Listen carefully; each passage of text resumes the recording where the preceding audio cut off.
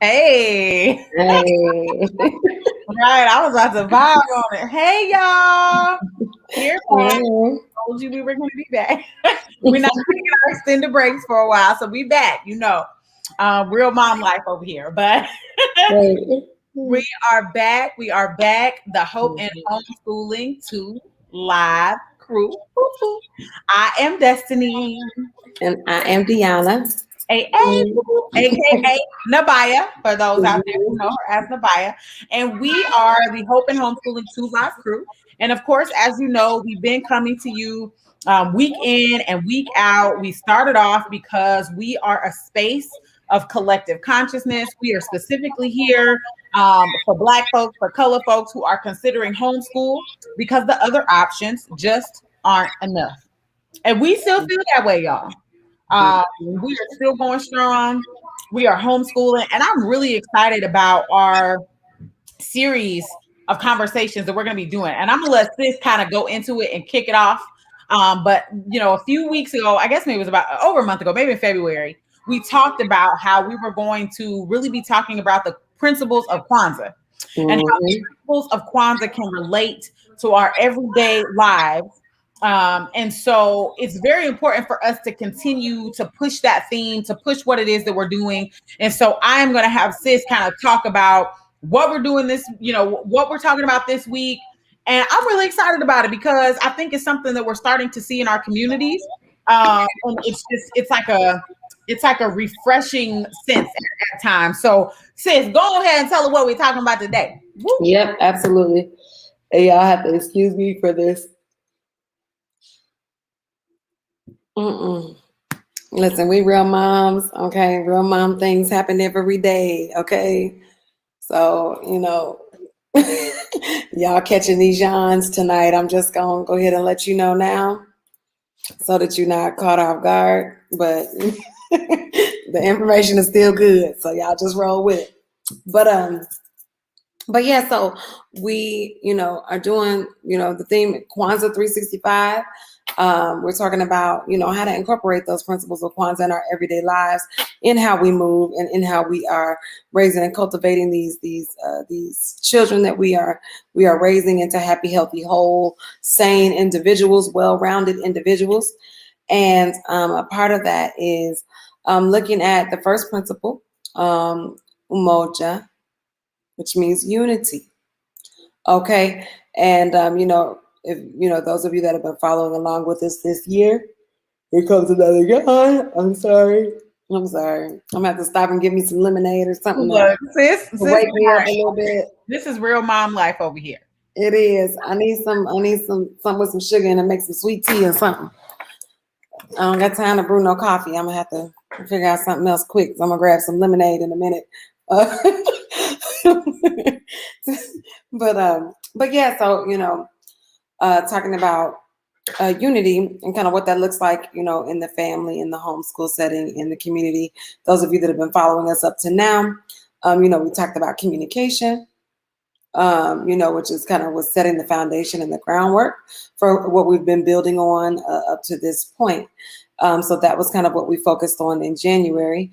And in February, we focused on mindfulness, and moving with purpose, and then this month, we will be, going ahead and moving into those principles of Kwanzaa, starting with Umoja.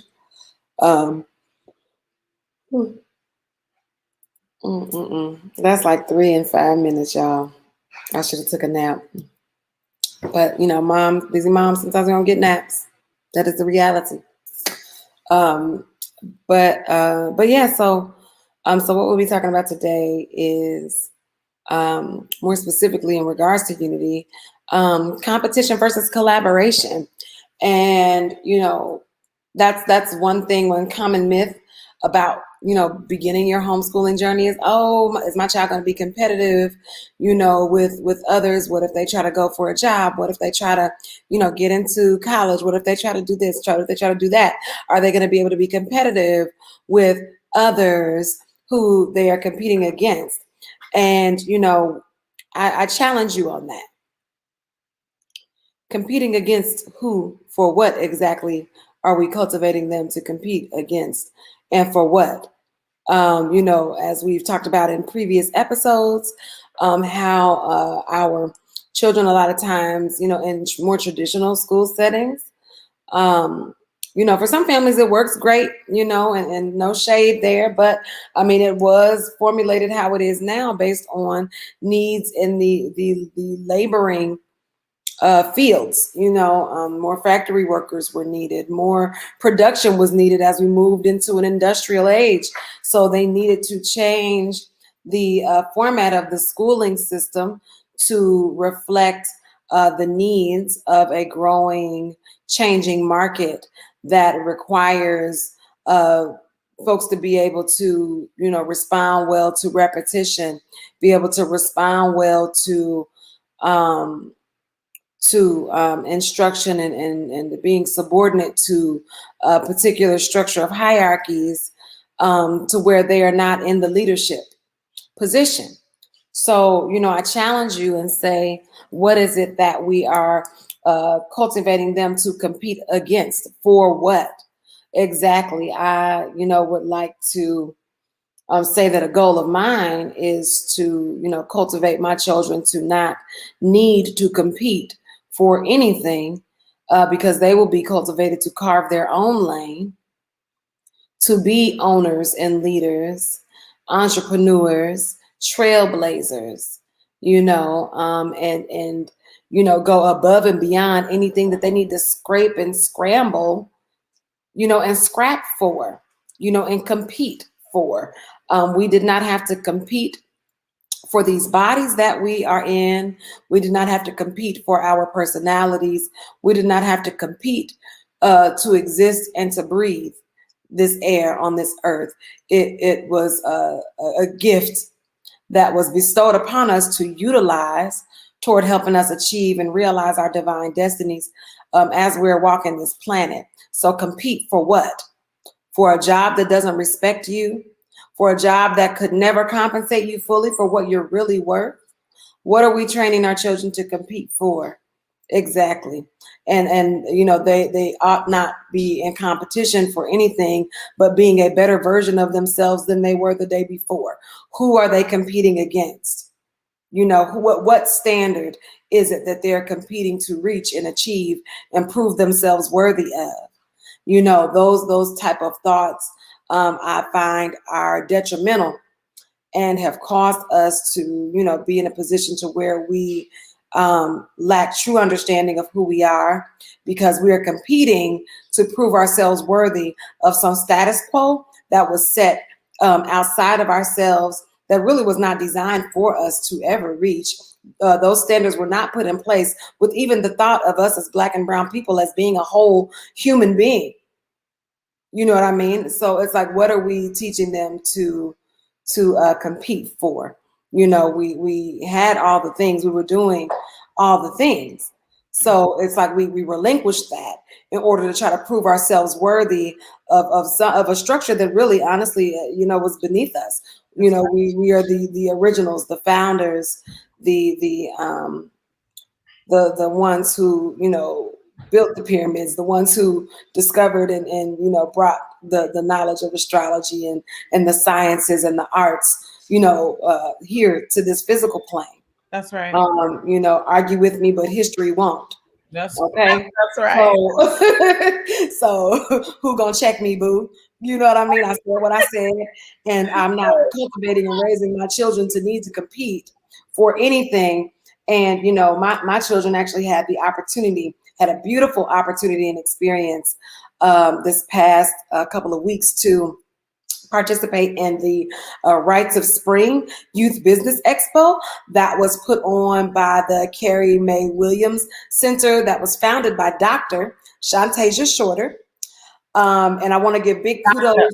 super huge. Yeah, Dr. Tash, Dr. Shorter, super huge shout outs to her for her vision, for her passion for our youth, and for her providing them with the opportunity to shed their and show their light. That's right. They did participate in a youth business pitch competition, but I use that word loosely because my children were not in competition with any other child there. That's Every right. single one of those children showed up as themselves with their own business concept, with their own design, their own idea, their own way of presenting something, even if the something itself wasn't new, but the way that child chose to do it That's was right. new because it had their own individual flair and style on it that could not be found anywhere else on the planet because there is no other child like that child who That's presented it. right. So That's right. that in itself made it different, and there was no competition. There was no competition, and all of them won in my eyes. Now, I will say, in a celebratory light, that it was seen fit by the judges that my children were selected as one of the groups that placed in the competition as winners. But once again, I use that loosely because all of them won for showing up, for caring enough to want to be entrepreneurs, for believing in themselves enough to try and put themselves out there. All of our babies won that day. But Dr. Shorter, she did a phenomenal job with structuring and organizing things to prepare our children really to compete with the best version of themselves that they could possibly be. Because when my children were practicing their pitches, it was not, hey, you got to beat out the other kids that are here. No, you need to practice hard and you need to be the best version of your own self that you can be so that you can shed and show your light. Hey, Nino, peace. So that you can be the best version of yourself and show yourself in the light, the brightest light that you are capable of. So compete against your own self, and be the best version of yourself. And so that, is the only type of competition that I feel we should be, putting in front of our babies. Anything else is a farce. Anything else is a bold-faced lie. That's There right. is no competition. That's right. And I think you brought up some beautiful points because so many times in our community we hear, oh, the Black community is crabs in a bucket. We hear that constantly, so much so that I think subconsciously we have programmed ourselves to teach ourselves to be like that. And therefore we are showing our children how to be like that. And my husband and I, we try as hard as we can to, if we come up, everybody come. Like my mantra has been, and Charles we say it all the time. Like Jay-Z says it best, right? He said it best most recently. He was like, what's better than one millionaire? Two. Two.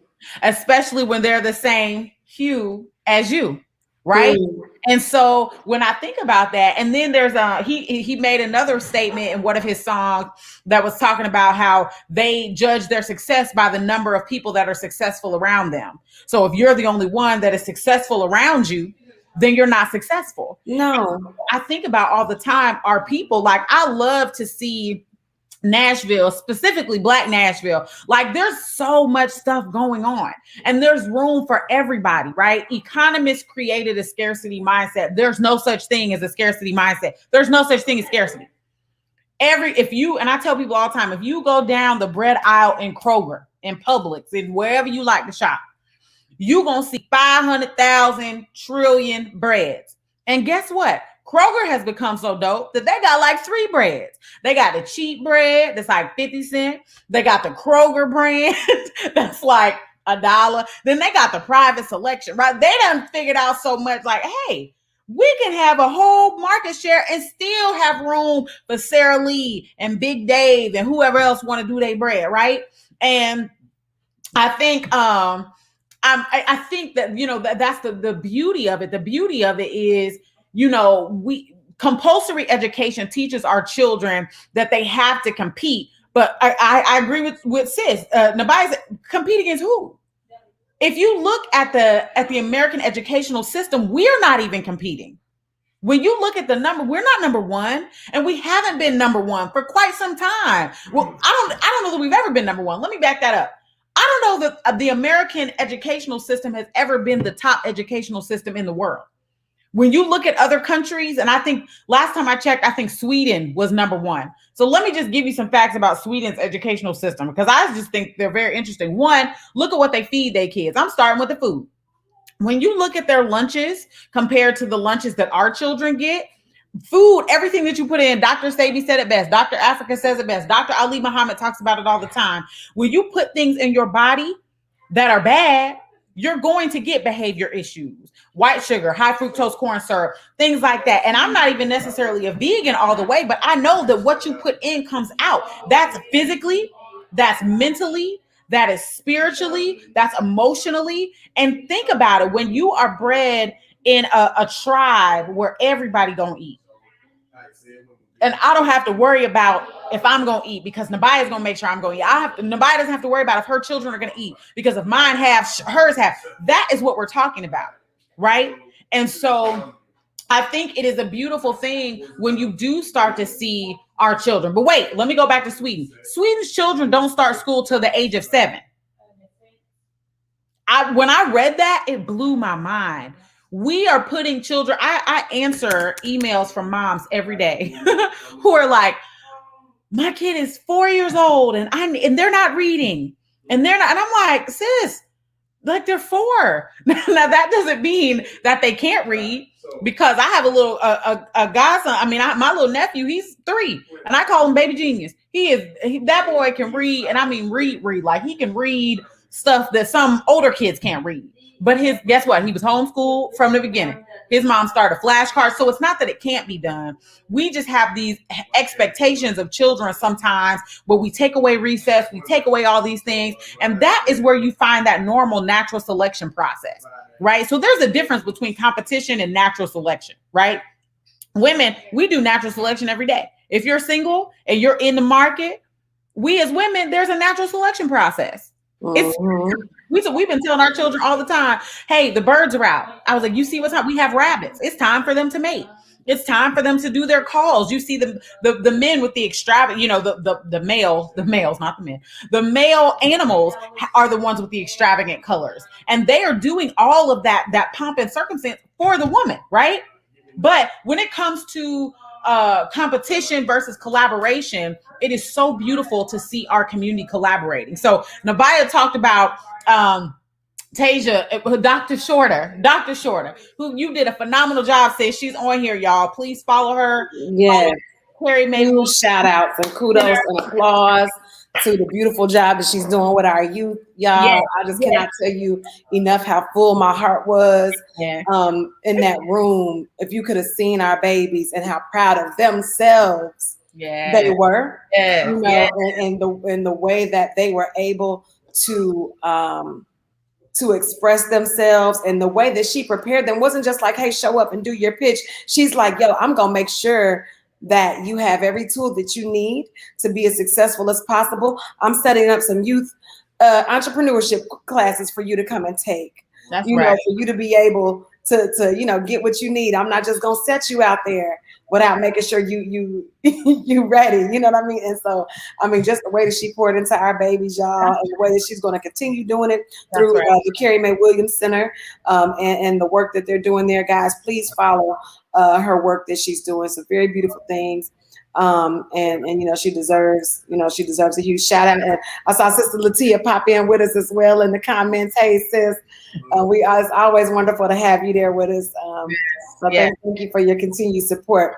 But I mean, and sis, I know we try not to, get on our soapbox too often. Not too this much. Is, for Black and brown families who have considered homeschooling. I think I would be remiss to not go ahead and bring this whole psychology behind this full circle. And let's not forget, how this was planted in us, how this seed was planted in us to be divisive as we are, It was only certain ones that were granted their freedom papers. That's right. Like that didn't, you had to risk your life to get free if it wasn't granted to you. And boy, what did you have to do to get your freedom granted to you by somebody who was not trying to let you go, who was not trying to let you be? That's right. We got Juneteenth coming up in a couple months, but I mean, that whole backstory behind why we even have a Juneteenth. Right. I mean, how much blood had to be shed? Right. How much fighting had to be fought That's right. for us to be granted That's right. something that we were given at birth. Right. You should be born free. That's right. You were born, and to have to fight for permission. That's right. To have to fight for permission, and that's something that has been a thing constantly. That's right. Since that time, how it's been cultivated that you've got to show out, you got to be the best and the brightest to win some title, award, or position that was yours at birth. That's right. That's right. That was yours just because you showed up here. That's right. And thinking about that mindset, right? So you just brought it up, and I knew it was coming because I was like, it was coming. So, like, and sis, I think Tasia even in the comments. And by the way, y'all, we are a comment type of people. Please drop it in the comments because we're gonna put it up there. We're gonna talk about it, okay? But when it comes to educating our babies, right? If you're not given the proper tools, how are you ever going to compete in the market, right? How are you ever going to, if we're not teaching you how to read? And I'm sure that Dr. Shorter can attest. I've met high school students who couldn't read, or they could read on maybe a third grade level or whatever. And for our children, reading is so important. Like, how is it that you are supposed to be competent if you can't do that? Now, on the flip side, I know brothers who maybe can't add in the book, but who can break down a brick. And we have to be real here, right? And if y'all know what a brick is, reach out to your local cousin, right? Who may or may not, your local street entrepreneurs. Your local street entrepreneurs who may or may not be above the belt right now and what it is that they're doing. And get them in a program like Corner to Corner where we can, clean up some of that and then, recycle that back. It's all about collaboration, right? But in all seriousness, like it was a scheme to divide and conquer. The lights from the dark. You know what I'm saying? You speak this language, you speak this language. We gonna break up these families. We gonna do this. And so Sis just gave us in 2029, 33% of MNPS students were college and career ready. I love me some stats and some data, y'all. She meant 2019. In 2019, only 33% of MNPS students were college and career ready. So what does that mean? That means that when the babies graduated in 2019, 2 years ago, 33%. So 33% of only 33% of them weren't ready. So that means over 60%, over half of the students who graduated were not even ready for what was next in their lives. And then people ask us, or they say, man, I don't think I can homeschool. Yes, you can. Yes, you can. You will be surprised as I follow. My tribe continues to grow virtually when it comes to homeschooling and home educating. People always want to know, how do you do it? Baby, you can homeschool on the night, on the weekend. You make your own schedule. Okay. All that's required in Tennessee is 180 days and 4 hours a day. Those 4 hours can be taken up through everything. And if I'm gonna put this back up here because I love me some data and I love me some stats. I'm gonna just let that sit there. Just let it sit for a minute. We're gonna let that ride. We're gonna let Dr. Shorter. We're gonna let that sit right there for a minute. And what she say before the pandemic? Now let's think about this because we already know that the state of Tennessee has a learning loss law. So let me just bring y'all up because not only are we home educators, we also, Sis Nabaya, she was in Propel. They were advocating for parents' rights. I used to work for the school district. So we're gonna, we have educators who see the system. So let's talk about that. This was pre-pandemic that 33% of students, only 33% were ready who were graduating, right? That's right. Now let's talk about pandemic. Let's talk about how our students had lack of access to one-to-one technology prior to pandemic. It took our local school district, and let me say this again, we love our educators. There are educators out there who are doing the damn thing, like all the way, right? Yeah. But you know that some are not, right? And so we just have to be, what is for me, I think I posted on Instagram the other day, If they don't do it right, you got to do it yourself. We decided to do it ourselves. And what did they do in the village, y'all? Do you think the compulsory schools have been around for forever? No. The tribe taught the children. The who do you think was birthing the babies? You think they sent them to the hospital? No. The midwives of the tribe taught the village. That's who caught the babies. That's who the healers. They used herbs. And how do you think those skills got passed down? It wasn't because somebody was like, she thinks she can do herb work too. No, no. It was because somebody said, baby, come in here. I see that you have a gift. You're talented in this area. Let me show you. Because I'm not going to be here always. In our community, the unity is so important in our community because I talk about it all the time. Like, where are the mentors? Mhm. I speak about this all the time when we are in the company of ourselves, how we have Black churches, Black institutions, and we got pastors that are 90, 80, and 90 years old. Sir, ma'am, where is your succession plan? Mhm. What and not only that, politicians, board members, teachers, whoever. Where is your succession plan? Who are you passing the baton to? Who are you, as Sister Tanya said during Kwanzaa? Who are you lighting their torch? Who are you doing that for? Mhm. Because I think so much in our situations, a lot of times we see our parent or we see our businesses who are like, no, I ain't gonna get them this, or I ain't gonna show them that, I ain't gonna put them up on game. And so what happens is we end up out.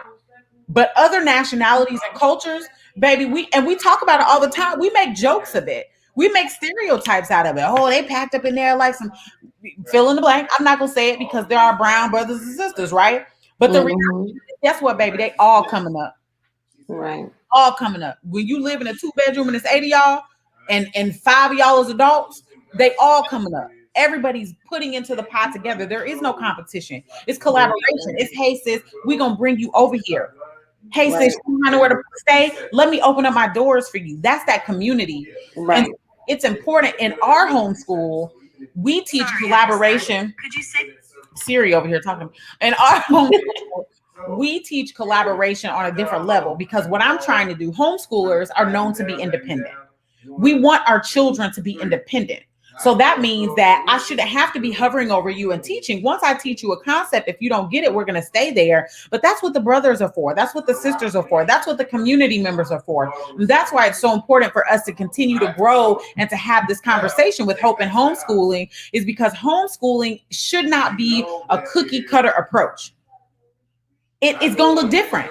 Nabaya's house is going to look different than my house. But guess what? If Nabaya has to go to work full time tomorrow and she can't do it, and she's like, sis, I don't want to send my kids back, guess where her kids are coming? They're going to come to my house. That is the point, right? The point is that we are all there for each other. And so I was happy to see that Dr. Shorter got so many business owners to say, hey, I'll help those kids. Hey, I'll do this. Hey, I'll sponsor this. And so, I know that Nabaya, her children were in it. We were actually, y'all, we had a beautiful experience this past weekend. I hated to miss, I tried to pub it as much as possible. I hated to miss Dr. Shorter's event, but we went to a Black, an indigenous powwow in Dallas. And I'll have Oh yeah, I was ready for them details on this. Sis. I have Want to fill us in because it was beautiful, y'all. So for those of you guys who don't know, there is, many of us have African roots. If you know of Pangea, right? So we know that at one point all of the lands were together.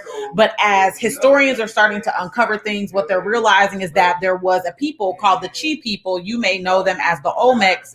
They were in Mexico or Mexico, right? And so what they're finding is that the Olmec civilization, a lot of their artifacts that they're uncovering predate even some things that they're finding in Egypt. Well, that changes the narrative drastically, because if you have a people that are from here, then we are owed some stuff, right? If you are indigenous from a place, then you are owed certain things. you should be tax free. You should be able, you have access to some of this land. And so we went to this indigenous powwow in Dallas. It was beautiful. Melanated brothers and sisters who were really just there to learn. They want to start an indigenous school. They've bought some land to make our, our own reservation. It's so dope. On so many levels, And so, y'all just got to hear about it, y'all. It's called ARNA, the Aboriginal Republic of North America. Look it up. They have so much great information, just so many ways to get involved and just information. And we kind of learned about them through Dane Calloway, who talks a lot about, the Aboriginal, the Niji people who are from here. And so it's just a great thing. But again, collaboration. When we came down there, the brothers and sisters opened up their home. They were cooking. You have babies in the space. I'm a mother, obviously, so I'm helping the younger mothers get together because them babies was going, they was babies in a space where they didn't have nothing to do. So I'm buying coloring book. I'm trying to get people. It's the mother in me, but they all were there for the same goal, and that was to collaborate because they know that our people were robbed. We were robbed of an opportunity to have it easy, if you will. But that's because we at times were trying to conform to a system that wasn't created for us and designed for us in the first place. And so if our so sis, you know what? I just went to the website. So I'm seeing my son's name all up in this. Yes. Amaru. And he's named for the indigenous of Peru. Right. The Amarus. And so wait till I show him this. He's gonna be like, Mom, can we move there right now? I want to go. My people. I'm there, Mom. I love Amaru. But no, in all seriousness, y'all, collaboration versus competition is important in our community. It's beautiful when I drive down. I'm from Ohio, so I say Buchanan, but I know the proper way to say it from Nashville is Buchanan, right? But it's really Buchanan. But when you drive down Buchanan and you see all of these Black-owned establishments and more that are opening up, when you see the revitalization of Jefferson Street and really trying to stay true to that culture, to me, that is collaboration. Yeah. It's nothing wrong. Yes, Minerva can be right next to Willie B's or right across the street from Slim and Huskies. And guess what? Willie B's might have had an outdoor space first, or Minerva had an outdoor space first, and then Slim and Huskies may say, "Oh, dang, they got an outdoor space. It's working. Let's add one." Like that is healthy collaboration. Why? Because we can all be on the bread aisle together, y'all. Right. Because guess what? I'm gonna sit outside over there, and I'm gonna sit outside over there. Why? Because all of them are my. I'm gonna support all of it. So that's it's not like, oh well, I'm not gonna go eat outside over there because they got no. That's not how this works, and that's not really what we're doing. Somebody told the masses that that's what we do to each other, and in some small pockets there is still a bit of miseducation and misunderstanding that still needs to be undone. But those of us that have already done that work, we're setting the tone and we're setting the example for what this is really going to look like. And I think, really, to be honest with you, the surge of unity that I've seen, the Umoja that I've seen, especially since George Floyd and all of, I think it's like, something is like really doing a very hard shake and wake. And, it's about time, and I'm glad to see it, but we just have to make sure that we're not just allowing our babies to observe this passively. That's right. But we make sure that we are talking them through what's going on out here so that they can actively, consciously, intentionally participate. That's right. And not just, just think it's something that's just happening around them, as an observer. But that not only is it, for them to participate, but for them to benefit from, because guess what? That is extended to you as well. As we saw with the Rights of Spring Youth Business Expo, this black love, this for you too. You know what I mean? Because people are going to show up for you too. You know what I mean? And we're going to rally around you. And it's like when we rally so hard around when we lose a life. But it's like, yes, we will rally around, our babies, if they die, but we're gonna rally around you while you alive. We got you while Right. you still here That's too. right. And That's and I said that the other week. I'm like, it would be a shame all of the tweets and messages going out about, some of these recent killings that have been going on, and like nobody hear a peep about this Rites of Spring Youth Business Expo. We have got to celebrate and rally around and show up strong for our babies while they still here breathing too. You know what I'm saying? We cannot, let the negative overshadow those right. opportunities to celebrate the positive. And so, I'm so glad to see the amount of support that we had. My babies got their first business cards. They feeling like bosses. Creative Souls Printing. They donated business cards for every youth business that was present. And so they got they look like, oh, here, take my card. Like, look at y'all with the cards. All right, card. They Look, got the I cards. couldn't afford my first business card for a while, so y'all Listen, honey. know, So it's beautiful because mhm. in that, right, like taking that, we need more positive moments for us. I think you said it, especially like we get oversaturated with, rest in peace, to brother George Floyd, and then we had that baby in Columbus. Like, there's so much, and guess what, y'all, it is programming. It's programming that we see more killings and more people being arrested on the news, and we see positivity. It's programming. That's why we need our own outlet. If we had our own news show or our own TV shows, and yes, we have BET, and I'm gonna give props to BET, but they don't got the news like that. So we still checking it, channel 2, channel 5, channel 3, channel whatever. And when we turn it on, what do we see? We see politics, which is made to keep us not really focused on what's going on in the community. And then what we get from our community, all we see is bad. And if all you see is bad, then all you're going to be programmed to is bad. And so we have to start teaching our babies at a young age. Regardless, yes, we homeschool, and I'm a proponent of homeschool. I don't care if you got one kid or 50, you can homeschool. I don't care if you work full time, if you're a single mom, we got all of that on these screens, all of that on this screen. And at the end of the day, we are still in a situation where we do it so that our babies can see something different. I follow so many parents, so many melanated parents on YouTube, on Instagram, and man, their kids is doing it. Like, and you can too. These babies got businesses, as we just talked about with Dr. Shorter's event, and all around the country. This is nothing new. There's one sister that I follow on Instagram. Her daughter is 11 in the ninth grade. Let that soak in. She's 11 in the ninth grade. She's been homeschooled since she was little. So you can just keep going. You teach your children what they love. She said, well, one of my daughters, she was talking on one of her shows. She said, one of my daughters she loves genetics. This little girl, she's in the 10th grade, and you want to be a geneticist? Yes, Yeah, I need you to be a geneticist. I have a daughter right now. She's 9. She wants to be a veterinarian. Great, sis. We need more veterinarians. that's right. Us. You know what I'm saying? We need more authors. We need more poets. We need more mechanics. We need more plumbers. We need more. And so if it takes us, again, pulling away from the system that wasn't designed for us, the system that every black parent can complain about. I've Mhm. never ran into one black parent who said, yep, this is great. This is it. This is what we want. Never. Right. It's been the teachers have been riding the boys too hard. It's been my girl. It's turning, she's turned into the mammy. She's always the one, the helper, right? She's the help at school. Don't make your child be the help at school. That's not Mhm. okay. Your child's there to learn. Your child should not be the one passing out all the papers and running all the errands for the teachers. That's not okay. That's not what they're there for. Your son, Mhm. it's okay for him to stand up. It's okay for him to run around. He's a boy. Heck, I'm a girl. I need to run around. Listen. I need to get outside, right? But where are the other skills? Where's the financial literacy? Come on. That we have kids graduated from high school and they don't know how to wash clothes.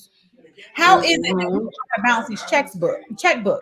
So there are things that we as a village have to start coming together. Because guess what, y'all? I can name 3 or 4 private schools in Nashville where we are at right now that started because of desegregation. So just to let me give y'all some game. I don't say integration because we didn't integrate nothing. We desegregated, right? Integration is when you are fully accepted into a thing. We were never fully accepted. Therefore, That is we correct. right? So Right. when segregation happened in Nashville, there were a few schools that opened, private schools that are still open today. Mhm. So let that sink in. They opened up because we were coming. And now the very schools in black neighborhoods in North Nashville, last year alone, North Nashville schools closed. Buena Vista Elementary closed. Whites Creek is under enrolled, grossly under enrolled. Graymart Mhm. closed, which is not North Nashville, but they're East Nashville, which was still historically African American just until Yeah, Robert E. Lillard and Robert E. Lillard closed. mhm. And so now we're looking at a situation where but where are those parents? Because guess what? There are black families Ooh, out there. honey, we send our children into the lion's den. Uh-oh. Dr. Oh, Shorter better, Dr. Shorter blowing up these comments. I hope y'all liking and clicking and sharing this. listen, What these comments between listen, y'all listen. need to grow. I'm telling you that when the Lions Den, there is no better way. That is the best description I think I've heard. That means that we took our children from a place of safety, somewhere where we knew they were being loved, where they were being educated. And why do I say they were being educated? Because if they weren't, they wouldn't be going to historically black colleges and universities, which were created for us. We have several in Nashville: Tennessee State University, Meharry, Fisk, American Baptist, historically black colleges, especially Fisk and TSU and Meharry. I'll throw them in there. Those three black colleges alone were created to educate. Then you have Tuskegee. All of them started off as, agricultural industrial, right? Because that's what we were doing. Mhm. Booker T. Washington's book, and I will say, if you guys have not read it, read it. Booker T. Washington's book, The Miseducation of the Negro. He gave a whole plan in there. Now, some people didn't like it, but in my mind, all he was saying was we need to learn the trades. We need to be separate from them. That's essentially what the book was saying. So read it if you haven't. Put it into your homeschool curriculum and read a page at a time, parent. And then start to think about how you can give your children those trades. We need them. I need somebody to fix my car. I need somebody still who can plant a food. We can't Right. be solely dependent on a system because at some point, if it crashes, which it has before, Yeah. you don't want to be in that deficit. You don't want to be in that line if you don't have to. That's right. You know, There's something to be said about, because the one thing I always would tell my children, and we love, the African Street Festival and, lots of other things that come, where you're able to go out and be amongst, right? But, when you walk into that festival, there's two types of people there: producers and consumers, period, point blank. period. Which one are you? Which one do you continue to show up and be? And, which side of that, is going to be most beneficial for you in the long term, especially, if you're wanting to teach your children about financial literacy and things like that, right? So it's like, okay, how do we, become more producer than consumer? And we all do both. But one should maybe be a little bit more dominant. And like what Sis was just saying, like for example, when we, had those tornadoes unexpectedly last year, and then right behind it, we got the 1-2 punch with COVID, and we found, that there were very many that we know and love personally, and in some cases it may have even been ourselves, that were without resources for whatever stretch of time, and the grocery store aisles were just barren. I mean, you couldn't even find a Kleenex to wipe, yourself, and, let alone a bag of rice, beans, That's right. all those things were gone. And it's like, what have you been storing up? What have you been producing, in a time where things were peaceful? So now we're in a time of trial, and you're not ready, you're not prepared, and you are having to hope that someone has brought enough bread for you. You're having to hope that someone shows up with some clean water because your faucets won't cut on, because or you having to hope that somebody's got an extra warm blanket for you because you don't have a heat source and you don't know how to build fire, nor the land to build a fire on. And so it's like, at what point do we start to cultivate a mindset where we are collaborating, where we are prepared to collaborate. Because when you collaborate, that means everybody's bringing something to the table. What's your something? What are you Right. producing? That's What right. are you showing up hoping that everybody else got all the pieces and that it's going to be enough pieces for you? Or are you showing up like, hey, this is what I'm here to contribute. I'm here to share. I have enough. I filled up my cup already and my cup runneth over and I have enough to share with you. You know what I mean? So like, are we going to continue to constantly be and live in that space of lack? That space of scarcity that really doesn't exist. We've convinced ourselves that it does exist, and we're operating as if it does, and it's not even true. We're perpetuating a lie by refusing to remove, that competition, out of our minds, that we have to scrape, that it has to be hard, that we have to be in the lion's den and wait on something else to deliver us from, those trials. Okay. And so, so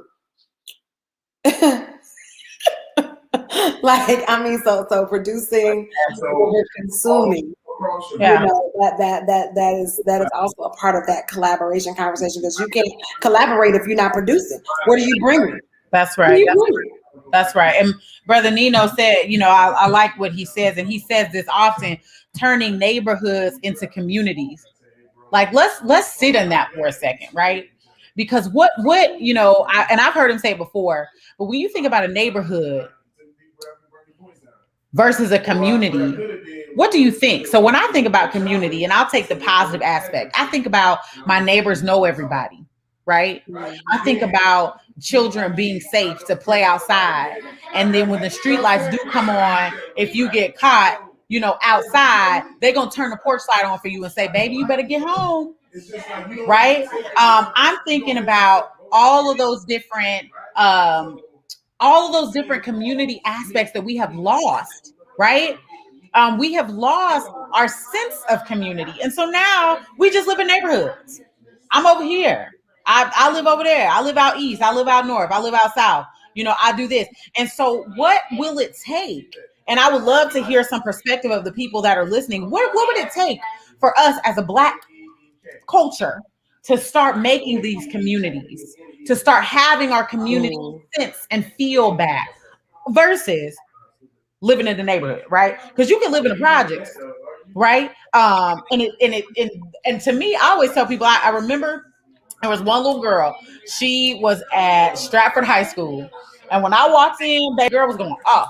I mean, she cussed like just cussing everybody out in the office.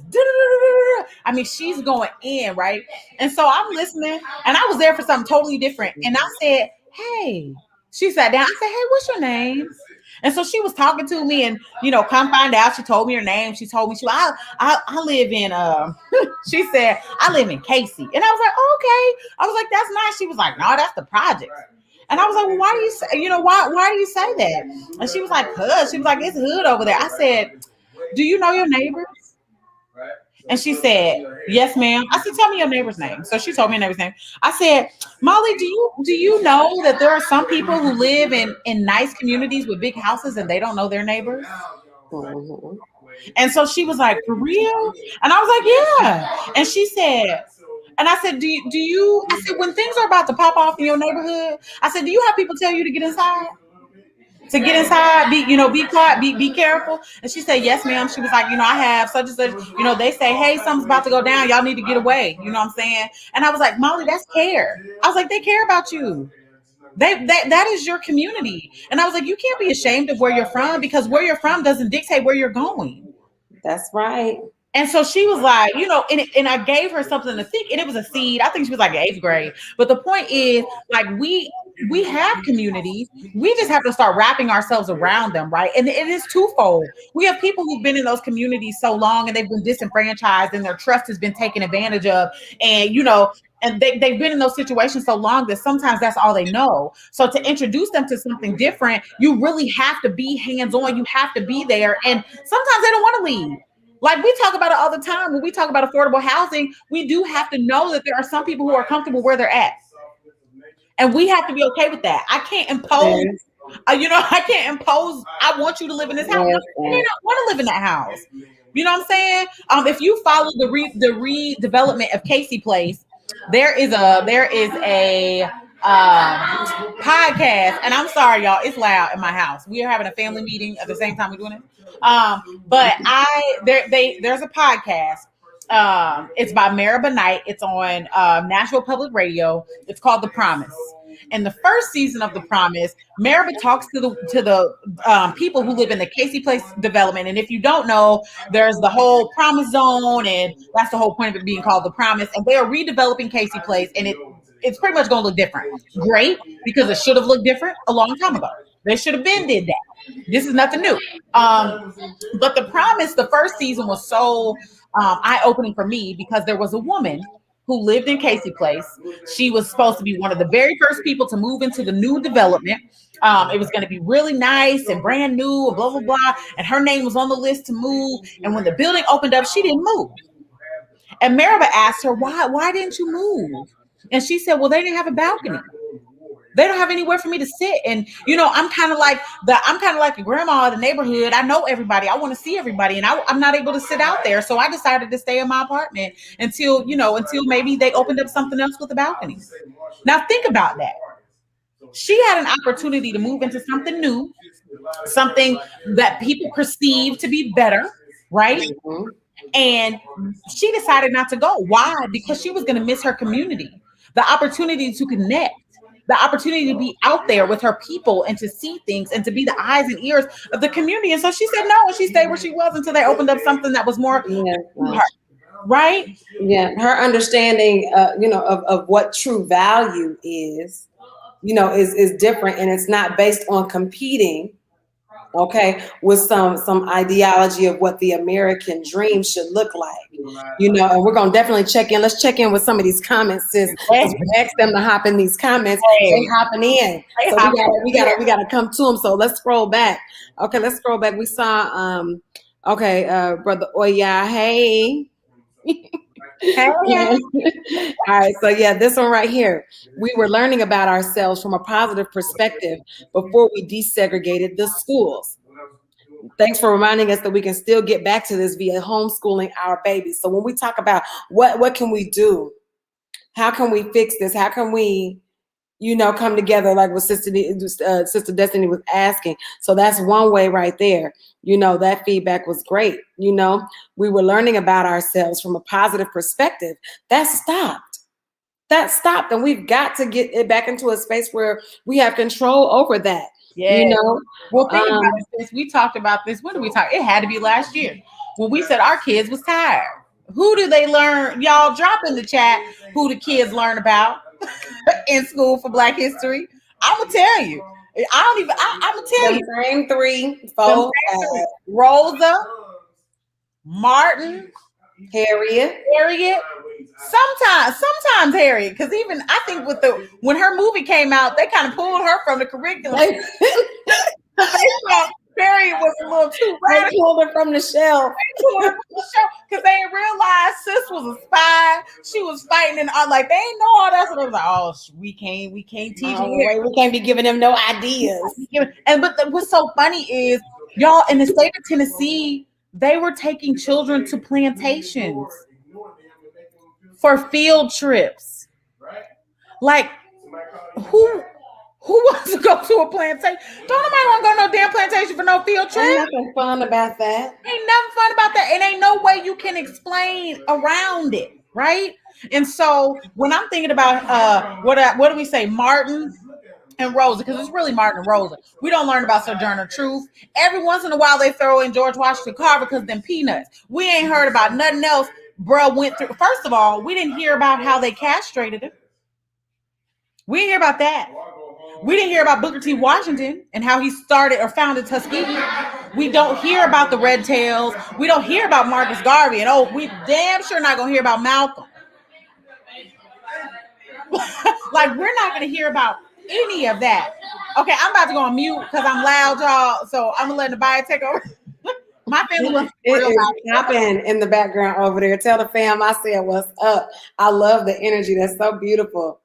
I love the loudness over there. That just sounds like a whole lot of love to me. Girl, I ain't bothered. we talk about our family meetings. Well, they're in the process of a family meeting. We're discussing boundaries, which I'm sure is something that will come up eventually. But we have to, we gotta have real family conversations. When you have a household of 13, we got a whole bunch. Oh, wait a minute, and sis just threw in. Don't forget Huey P. or Fred Fred Hampton. Hampton, come on. Listen, we definitely gonna hear about Fred now that the Judas and the Black Messiah came out. Like, we're not gonna hear about how positive he was, how the Black Panthers started schools, how they started the free food program, how they started the Come SHIP program, right? We're not gonna talk about their medical centers in the hood, right? We're not gonna talk about that because, Like, I mean, they didn't even hear about Kwame, Baba Kwame right, Lillard, and he from here. Like, he's from here. What is that? Wait, and don't talk about the Freedom Riders. They went to TSU and this. come on. The Jubilee singers. Can we at least get a Jubilee singer? Can we get a Jubilee City? Why are we really called Music City? Because it ain't because of country music, right? And so, it is so profound to me, the history that we have, that our students are robbed of, right? And what's crazy is, and I think as Dr. Shorter said it, and now I gotta go up because we was going through these Yeah, comments. we going through these comments, girl. We was right here. Boom. Oh yeah. Just push racist social narratives. That right there, y'all, is a conversation in itself. If they don't know, how can they teach it? Mm-hmm. And guess what? If we don't know, how can we teach it? Every day that I homeschool my children is a day that I'm learning. I'm learning every day with my children. I'm learning to open up my mind. I'm learning to be more of a positive parent. I'm learning to not be so oppressive. Why? Because that's the system we got. If you talk out of turn, go to the principal's office. You're suspended. You're expelled. It's so punitive. And guess what we do in our homes, y'all? Especially us Black and brown people. We're very punitive in our homes when it comes to discipline. Mm-hmm. Right? We're very punitive. I'm guilty. My husband is guilty. We're guilty. At times, we're like, nope, it's my way of the house. It's authoritarian. And we like that. Then we think about it in our mind, and we like, dang, like, did we really just tell them XYZ, XYZ? Dang, like, that's wrong. So I started talking to my teenagers. I'm like, look, y'all. I'm like, what do I need to do to be a parent to a teenager? I don't know. I was a teenager in the 2000s, the early 2000s, like 99 and the 2000s. The 9 and the right. Like, I was a teenager at a time when we didn't have to worry about Facebook, Instagram, Snapchat, social media. We damn near didn't have computers. We had dial up. Right, and MySpace didn't come out till later. You know what I'm saying? I say Black Planet. Now we don't want to go back to the planet, right? Black Planet, MySpace. My MySpace page was hooked up, baby. And I told somebody, I was like, if we knew then what we knew now, hell, we was all coding back then. If you wanted your MySpace page to be up to date, you was gonna go to Ask Jeeves, and you was gonna find them HTML. Back then we was asking Jeeves. Y'all don't know nothing about Jeeves. No, y'all know nothing about Jeeves. We had Google. Google was Ask Jeeves. And you went to Ask Jeeves and you was looking up them HTML codes for MySpace. Then you was right. paste them into the back so that you could have the music and record your voice, and the text could be flying. Girl, we was coding. And if somebody would have said, hey, y'all coding, y'all do realize y'all can make money off of it, we'd all been rich. Because I knew friends' pages who was laid out. I mean, like, all the way live laid out, right? So but let's go back. So we said, so we talked about Nino. He said turning neighborhoods into Then Dr. Shorter came back. She in the comments, most importantly, policing our own communities. Like, that is big. Because how we already know that the police system is jacked up. Dr. Khalil Gibran has a beautiful presentation about how the policing system in this country, it started off as night riders. Do y'all know what those are? I'm not even gonna tell y'all. Go do your research. Find out what night riders, who they were. Why the KKK was there? Because they was policing. I have a beautiful book called Negroes and the Gun that talks about us because at some point we were all made to believe that we didn't need guns to protect ourselves as black people. And so what happens is uh, when the when the Black Power movement happens after civil rights, and don't get it twisted, civil rights leaders own guns too. Just because they chose to be nonviolent in their original approach didn't mean that at their home they have pistols and shotguns. So let's be That's clear, right. right? Let's be clear. They were still men, they were still women, and they still. Fannie Lou Hammer talks about it. She has quotes talking about her guns that she got. She ain't never That's go right. without a gun. So when we talk about those things, but yet we don't educate our children, that is why we have so much violence. We're not educating them. We're not educating Mhm. them. We Yeah. need to educate our children and police our own communities. That's why the Black Panthers were so they were scared. J. Edgar Hoover, which to this day I really think somebody needs to start a petition so that we can change the FBI building name because it's named the J. Edgar Hoover building. But I digress. He's the one who said we cannot have the uprising of a black messiah. COINTELPRO, go research that. That he took out. I'm sure they took out Malcolm, Martin, and the Panthers in some way, shape, form. They infiltrated it. Mhm. And so when we think about that, so you're going to infiltrate community organizations just because you don't want them to you don't want them to build. That's right. You know what I'm saying? So what do you think that does to the morale of a people? Every time we try to build something, you come back and tear it down. Well, yeah, Blackwash. sis, you've talked about that before with the communities that we had established previously, where we owned and operated all of it. They will come and burn it down. They will come and burn it down. Burn it down, run us out, or just take the land. Right Hmm. now, there is and I'll drop the link. There is a community in California. This family, an indigenous family, had beachfront property in California. California took it from them years ago. And guess what? They about to get that family. I mean, I Was it think the Allensworths? I'm gonna have to. I'm gonna look it up. Yeah, kind of. But Uh huh. I mean, right? That's it, right? We are due our reparations by any means necessary. That's what that meant. By any means necessary, it's going to happen.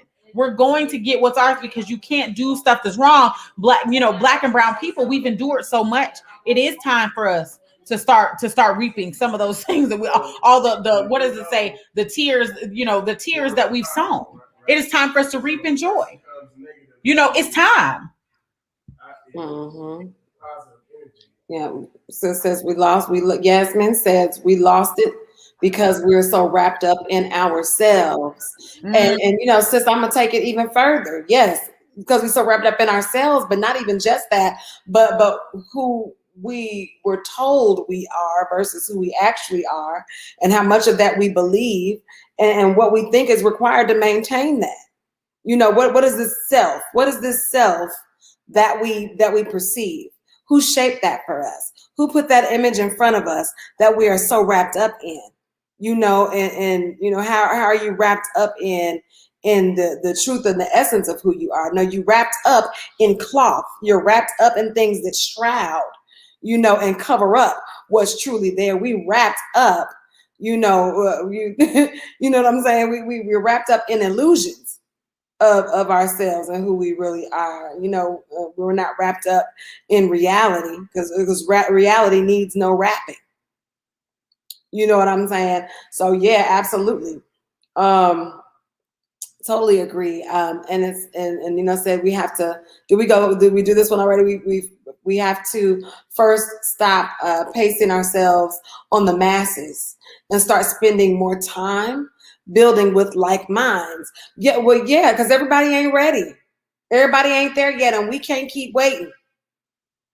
We cannot afford to wait. that's right. Our babies cannot afford for us to keep waiting. That's right. It's like we gotta make moves, and a lot of times those moves need to be made quickly and in silence. That's right. When you make moves in silence and then you just come back out like a lot of people may know. My husband, he was an activist. He was out there. I mean, y'all seen pictures. The brother done been standing on the steps with the big guns and stuff. He done it, right? And we just realized that we can march for the rest of our lives and not be effective. Mm-hmm. I don't need to be on anybody's social media post. The only thing I really share at this point is homeschool because I want to motivate people. But we don't have to, I don't have time to march anymore. And it's sad, but what I'm trying to do, we trying to make moves so that we can employ people, so that we can house Come people on.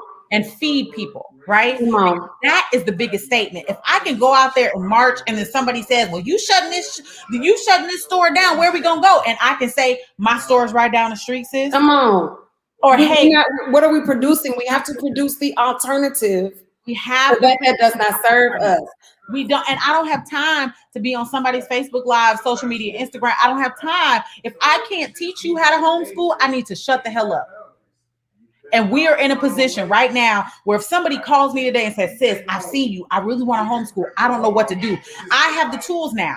Sis has the tools. We can say, let me walk you through this. First of all, you don't need no money. You can do this on a slick budget because there's so many free resources out there. You can homeschool with a library card and $20 from McKay's. And you can clean up. You got some paper and a pencil? Okay, I got some books you can have because I'm not using them because we went this way with our curriculum. Like there's so much out there that we can do, right? That there's no excuse. So, Nino, I totally agree. We have to first stop pacing ourselves. We got to move with like minds. And guess what? If not, that's where the collaboration comes. I may not be, this just may not be the group for me over here. That doesn't mean that I have to hate on them though. Right? That doesn't mean I have to talk about them. I have to down my brothers and sisters. That just means that at this time, that's not the crowd for me. Right? That Yasmin again says we must ignore those around us that will tell us we are crazy for separating ourselves from the crowd. Sis, ain't no wrong with a little separation. Message. Well, let me sip my Kermit tea on that one. There's nothing wrong. And those who are telling us we're crazy, they're not in the space that we're in right now. I know Rev Jeff, he said the best, your vibe attracts your tribe. So maybe I'm not supposed to be with you. And guess what? Sometimes I'm like, what's his name? It don't kill my vibe, right? don't kill right. My vibe is not for anybody. That's but right. For people that are in my immediate circle, my home. Because I got, and guess what, y'all? Message, sometimes that means family members. That's the hard kinfolk ain't kinfolk, I heard him say.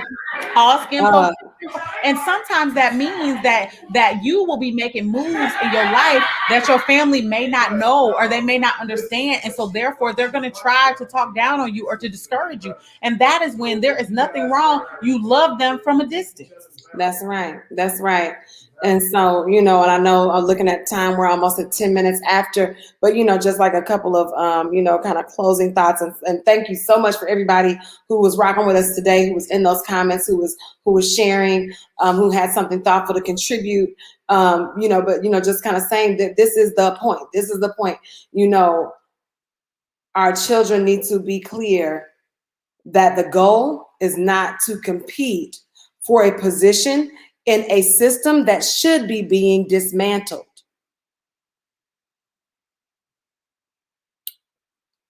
So I'm gonna drop the mic right there, sis. You can go ahead and, you know what I'm saying?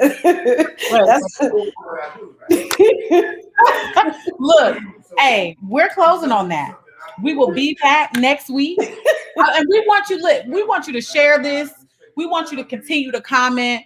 Next week, we're going to be talking about leveraging our strengths and avoiding isolation, right? And we're talking about isolation in a sense of not like totally isolating yourself on this island, right? But we all have these different strengths. Mm-hmm. But we also all know that at times it can be like you're on an island by yourself, right? But how are we ever supposed to unify if Nabaya has the bread and the peanut butter and I have this piece of bread and the jelly? Can I make a jelly sandwich? I could, but what's better than a choke sandwich? A thick old peanut butter and jelly sandwich, right? And so I can't ever have a whole peanut butter and jelly if I'm keeping my jelly over here. She got her peanut butter over there and we never put it together. Mm-hmm. Right? So we all have these giftings. In order to create that unity in our community, getting over that competition, start to collaborate. Now, what we're really going to be talking about next week is leveraging our strengths and Yes. avoiding isolation because we all have them. So Yep. tune in. Since you got the music cue, because you know we're gonna Let me get back on it. Baya is our resident DJ. If you ever have any comments, if you ever want, we are definitely looking for people to be on the show. So hit us up if you don't mind being a guest. Let us know if you have some events. Let us know. We'll push them out, and we will see Broken you glass next week. everywhere. People pissing on the stage, you know they just don't care. I can't take the smell, can't take the noise. Got no money to move out, I guess I got no choice. Rats in the front room, roaches in the back, junkies in the alley with the baseball bat. I tried to get away, but I couldn't.